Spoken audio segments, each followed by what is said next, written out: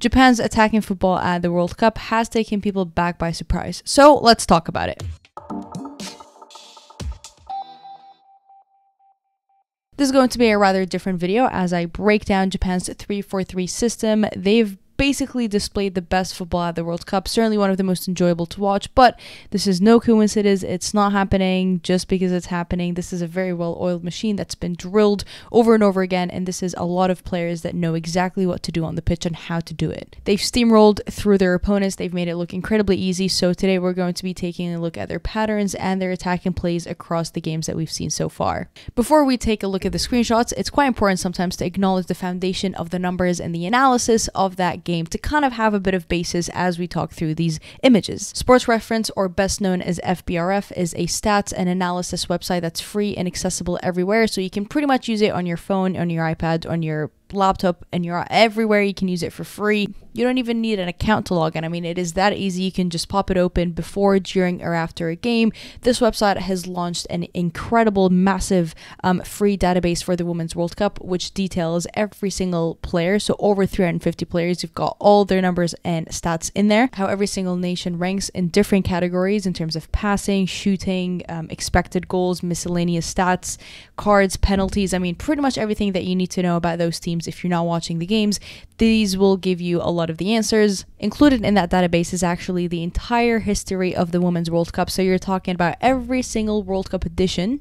All the numbers and the stats are in there. So certainly a lot of fun when you're kind of comparing how nations have done like 3 World Cups ago to what they're doing now. A lot of the numbers you can actually kind of see be in a pattern or repeated. So a lot of like the 2011 Japan numbers you're kind of seeing actually happen now, which is super, super exciting.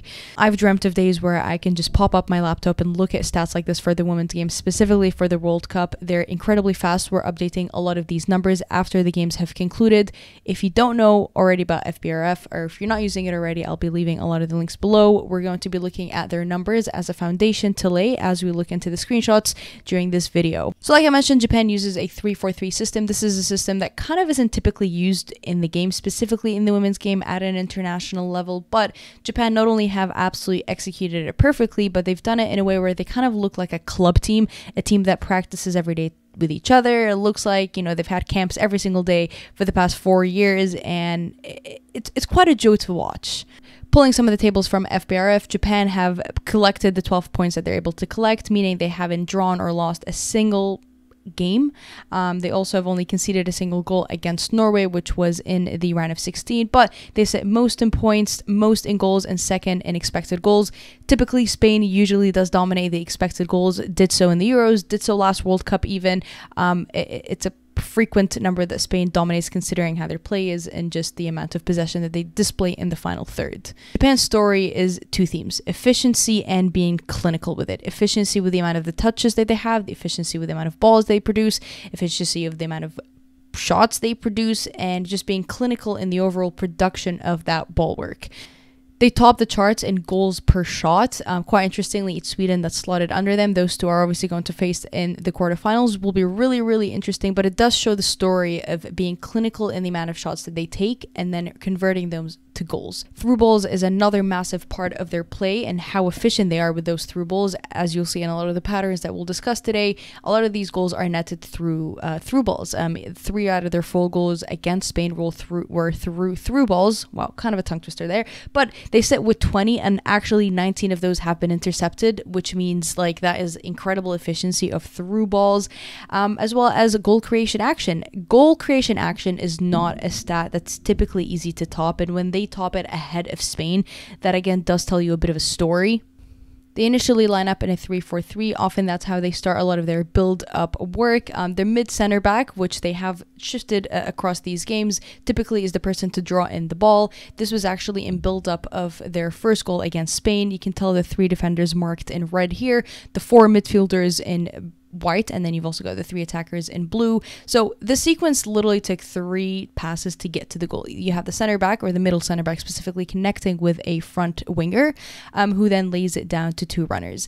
A winger carrying the ball and 2 runners in the middle, or just a carrier of the ball and 2 runners, is exactly how Japan has been able to punish every single defense line that they've been able to face. The second they're able to attack and they're transitioning into that final third, you see them, or you expect them to go into a 3-5-2. So you still have your 3 center center backs in the back. You still have your 4 midfielders in there, but what you're expecting to see is one of the front 3, or specifically usually the carrier of the ball, to kind of work with that line of 5, and then you still have your 2 runners up top. So this is kind of the expectation, but we actually see it is looking something like this. If we're able to transition really quickly here, exactly like this. So you've got your 2 runners in here, then you've got your 1, 2, 3, 4, and 5 midfielders in the back.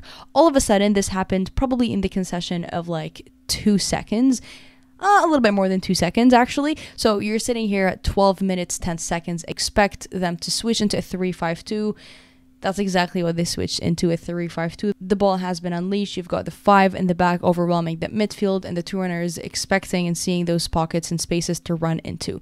They punish teams like this every single pattern, and they do it so flawlessly. You've got to give a lot of these players a credit because they know how to switch again from that 3-4-3 to a 3-5-2. This is not an easy adjustment, specifically against a team like Japan. Japan is really good in putting teams out of their shaper and kind of like switching them around, moving them around. But Japan was really good in just being so strict with their 3-4-3, 3-5-2. Even when they defend going 5 in the back, they're extremely well drilled. They're very disciplined. It's a story of discipline, efficiency, and like I said, being clinical. Being disciplined is the number 1 important role if you want to do anything. Now, how do you defend against a 3-4-3? So this is another pattern that we saw against Norway leading up to the first goal for Japan. Again, you can see the front 3, the 4 behind them, and what Norway attempted to do, and I think on paper this was perfect, and on paper it looked like it would work, and in some ways this is kind of how you do defend against Japan, is by having 5 in the back.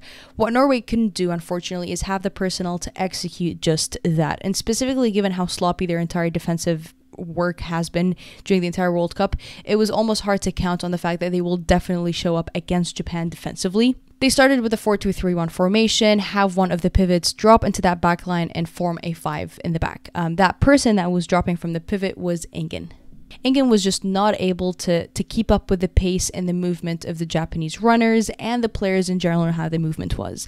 Norway was also not very good in keeping their shape as a 5-4-1. Japan had quite an easy time breaking down that 5-4-1 and just pulling them apart, as we will see in a sequence. But again, it's a 5-4-1 that Norway was trying to set up here.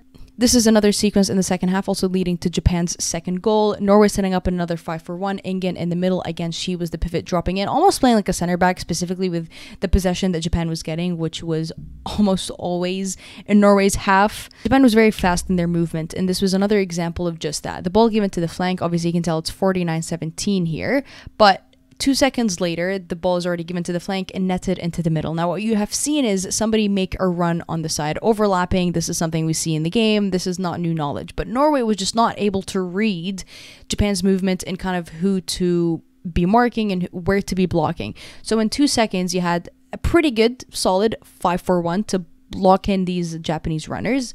But then all of a sudden, you had 3 players committing on a singular flank, leaving that mid space open, the ball being given in there, and then before you know it, it's a goal.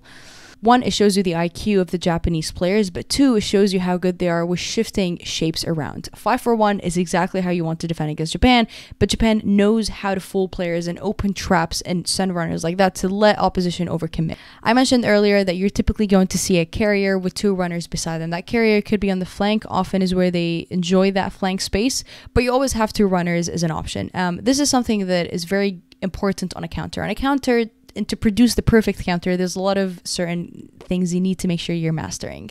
One of them is going back to your regular shape of a 3-4-3 is almost near impossible, and the way that Japan is always kind of guaranteed to have 3 in the front is insane. 2 of those are going to be runners, and options is what you need on a counter. You want to overwhelm the opposition, so they're going in some ways as a 3v3 here against Costa Rica.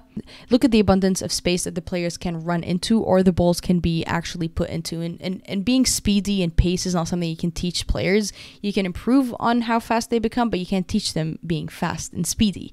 Japan are quite lucky in terms of that the players that they have are very speedy. Their hip movement is so flawless. Like, you watch their hip movement, is like they don't even need to engage in a physical battle. They're almost like kick out. This was another beautiful counter against Spain, really fast in making sure that they have 2 runners, unleashing plenty of space and making sure that those runners are actually in good positions to receive that ball. Again, it's all about options and making sure that those options are quality, meaning the position that they're in is quality, where you can put the ball is quality, and giving them you're almost setting up your teammate for success, right? These teammates know where to be and they know where their teammates are.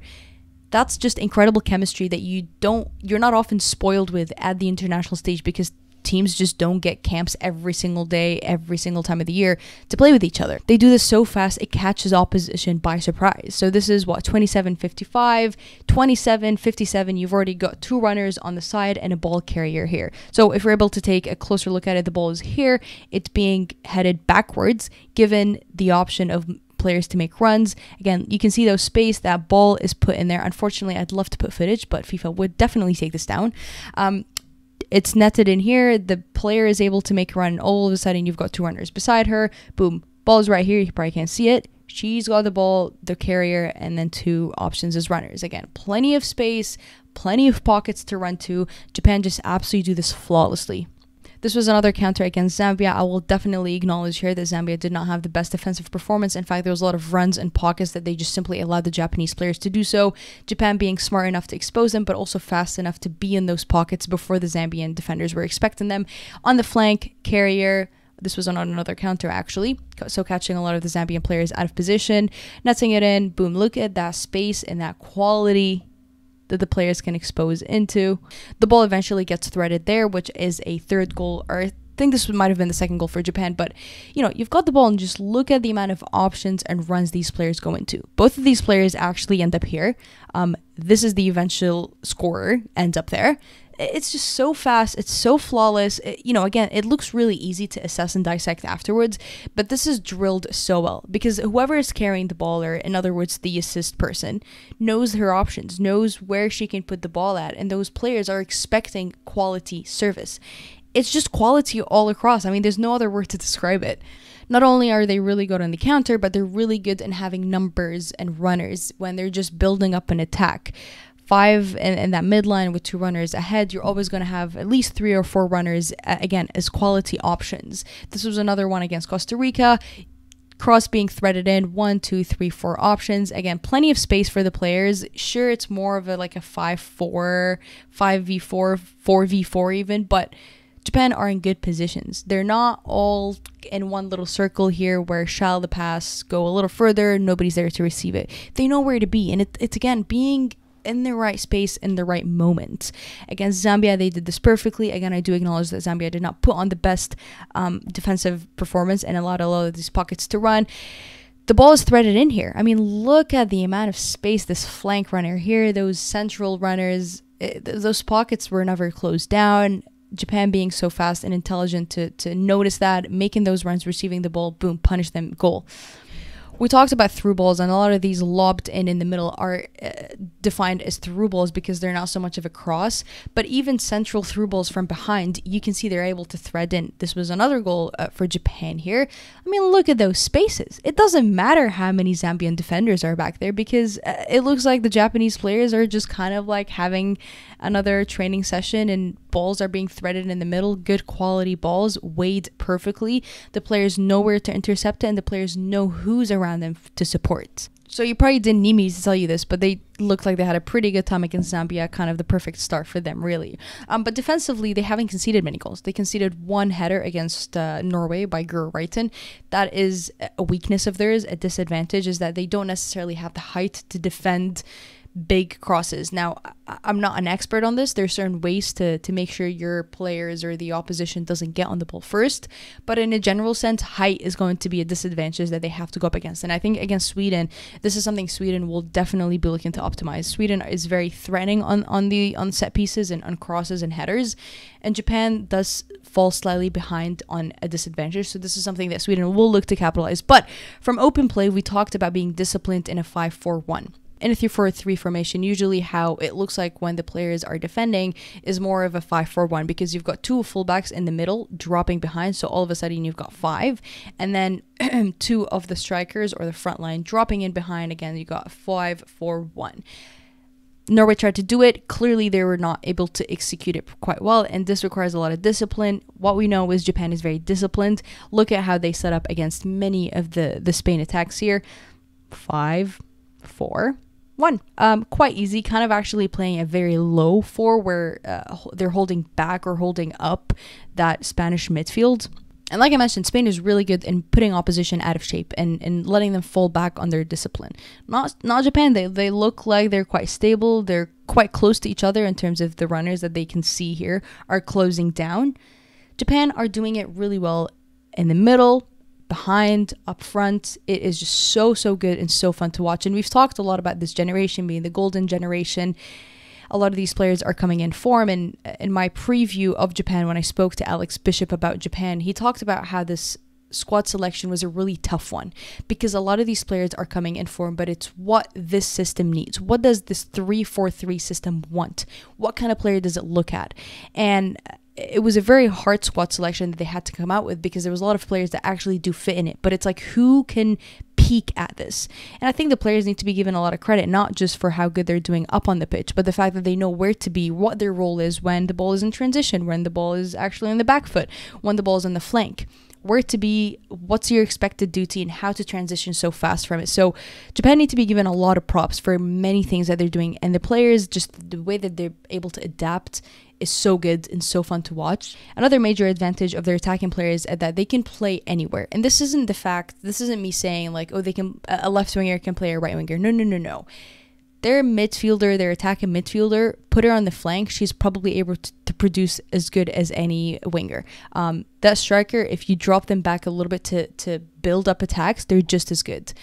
The way that their forwards can play anywhere has really presented opposition a lot of problems, because if they're trying to mark a striker and all of a sudden the striker is actually playing as an 8 or a 10, what then? How do you defend that? Because then you've got another concern of who the hell comes to strike. I've missed a lot of sleep having to wake up for this Japan games, but I mean, it has been worth every single hour of sleep that I've missed. And I think whatever happens now with this World Cup for Japan, whether they make it to the final or whether they crash or get knocked out against Sweden in the quarterfinals, because that's going to be a very, very fun quarterfinals match, is what they're displaying is a very fun 3-4-3, and this could be the start in some ways for a lot of teams and nations exploring that 3-4-3. Now, Holland or the Netherlands or the Dutch, this World Cup, are doing a very nice 3-4-3 formation as well. They have slightly different personalities in terms of who makes the runs and where they're making the runs, so it's not as similar as Japan, but it's quite similar in terms of how they set up, building 3 in the back when they're defending. There's almost 5 in the back, overloading in the middle, making runs. You almost have an extra runner always.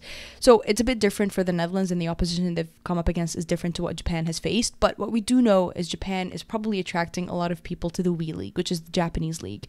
I don't think many of us here watch the WE League, which is fair because there's a lot of accessibility problems, and I hope that is fixed after this World Cup is concluded. This is the Japanese flair. They don't need to fight it out. They know they don't need to be like an aggressive physical manner to win those midfield battles. They are so fast in their movement. They're quick. They're pacey. They're snappy. Their hip movement is something that's been just so fun to watch. The way they finish the ball is again like retro classic Japanese football. So technical. The technique is just like all over the pitch. It is really, really fun. Let me know how you enjoyed this video. I'd love to hear your opinions on this. I again also recommend you head out to FBRF to check out every single stat and every single number that they have. The tables are so much information. The fact that we get this for free and it's accessible anywhere, and it's literally an abundance of knowledge the women's game has forever deserved. If you're not checking it out, you're definitely missing out a lot. That's exactly where I go before a lot of the games, after a lot of the games, before I even begin to look at some of the footage back, because it gives you a lot of foundation and assessment to where to look at. Like, the fact that they had the most amount of through balls, then I know I'm looking at for through balls and to see how efficient those are. Definitely check them out. I'll be leaving all links below. Want to hear your opinion on this dissection, Japan in general, what you've thought about them so far. And as always, to stay updated and to continue enjoying the beautiful game, make sure you subscribe to me here on YouTube and follow me on Twitter. And I will see you later.